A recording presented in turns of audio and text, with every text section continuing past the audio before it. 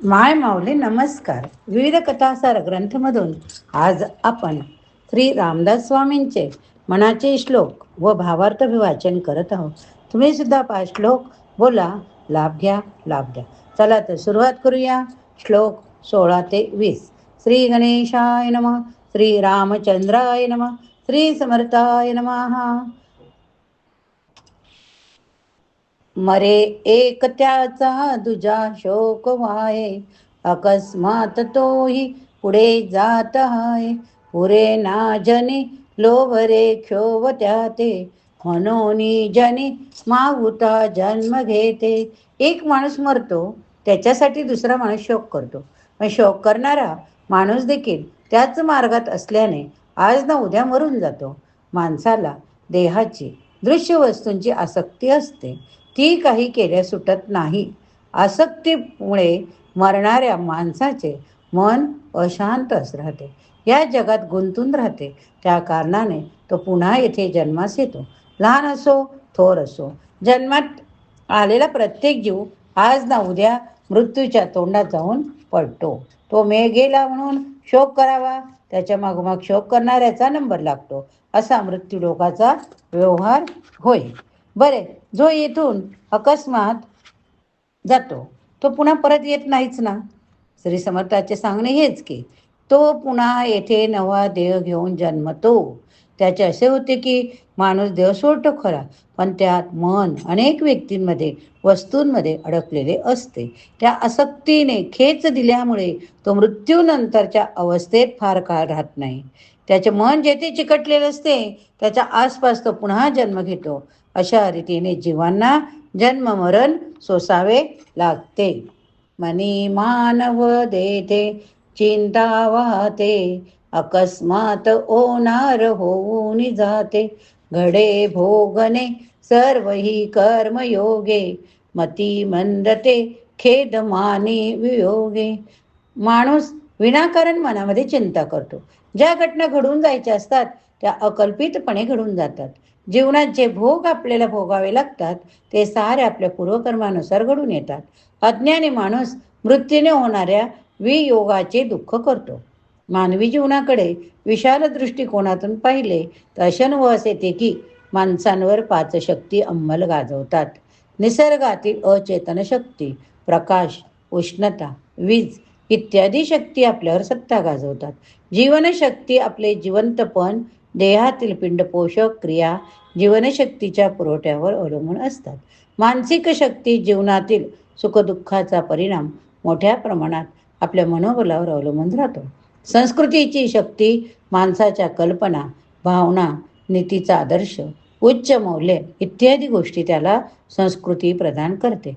आध्यात्मिक शक्ती विश्वाची अवस्था पाहणारी ईश्वरी शक्ती माणसाच्या जन्ममरणावर, त्याच्या सुखदुःखादी भोगावर सत्ता गाजवते. त्यास नियती असे म्हणतात. इतर सर्व शक्ती नियतीच्या अधीन राहून काम करतात. म्हणून जीवनामध्ये घडणाऱ्या गोष्टी शांत मनाने पाहावयास शिकावे, असा श्री समर्थांचा उपदेश होय. मना राघवे विन आशा नको रे, मनास मानवाची नको कीर्ती तुरे. जया वर्णितो वेदशास्त्रे पुराणे, तया वर्णिता सर्वही श्लाघ्यवाणे. मना, एका भगवंता वाचून इतर कशाची तू वासना ठेवू नको. माणसाच्या ठिकाणी वासना ठेवून तू त्याची स्तुती करू नकोस. वेद, शास्त्रे, पुराणे ज्या भगवंताचे वर्णन करतात त्याचेच वर्णन करणे खरे योग्य होय. वासना सोड म्हटल्याने काही सुटत नाही. मग वासना ठेवायचीच तर ती भगवंताची ठेवावी. इतर वासना माणसाला दुःख देतात. भगवंताची वासना त्याला आनंद दिल्या वाचून राहत नाही. एखादा माणूस व्यवहारात किती मोठा झाला तरी तो अखेर माणूसच राहतो. त्याच्या मानवतेच्या, माणूसपणाच्या मर्यादा काही सुटत नाही. म्हणून आशा ठेवून त्याच्या अधीन होण्यात अर्थ नाही. भारतीय संस्कृती मूलतः अध्यात्मप्रधान, ईश्वर दर्शन हे जीवनाचे उत्तम ध्येय अध्यात्मात मानले जाते. वेदशास्त्रे, पुराणे सारी अध्यात्मने भरलेली असल्याने त्यांच्यामध्ये नाना प्रकारे ईश्वराचा महिमा, ईश्वराचे गुणगान केलेले आहे. ईश्वराच्या दर्शनाची वासना ठेवल्यावर आपल्या स्वामींचे गुणानुवाद गावे असे भक्ताला वाटते. ते कसे गावे हे वेदशास्त्रावरून कळून येते. भगवंताची स्तुती स्तोत्रे गाण्यात जे समाधान मिळते ते नरस्तुतीमुळे मध्ये मिळत नाही. मना सर्वता सत्य सांडू नको रे, मना सर्वता मिथ्य मांडू नको रे, मना सत्य ते सत्य वाचे वधावे. मना मिथ्य ते मिथ्य सोडून द्यावे. मना भगवंत सत्य आहे, सार आहे, त्याला कधी सोडू नकोस. दृश्य असार आहे, मिथ्या आहे, त्याला पसारा मांडू नकोस. नेहमी भगवंताबद्दलच बोलावे, माईक दृश्यास बाजूस सारावे. आपल्या मनाला दृश्याची इतकी सवय लागली की काहीतरी दृश्याचा आधार धरल्याशिवाय त्यात चैन पडत नाही. भगवंत दृश्याच्या पलीकडे असल्याने दृष्टांत रमणारे मन त्याच्यापर्यंत पोचू शकत नाही. म्हणून दृश्याचा सहवास सोडून अदृश्यात संचार करण्याचे सामर्थ्य मनाला मिळवावे लागते. भगवंताच्या सहवास केल्याने, मनाने चिंतन वाचेने, नामस्मरण केल्याने मनाला ते सामर्थ्य मिळते.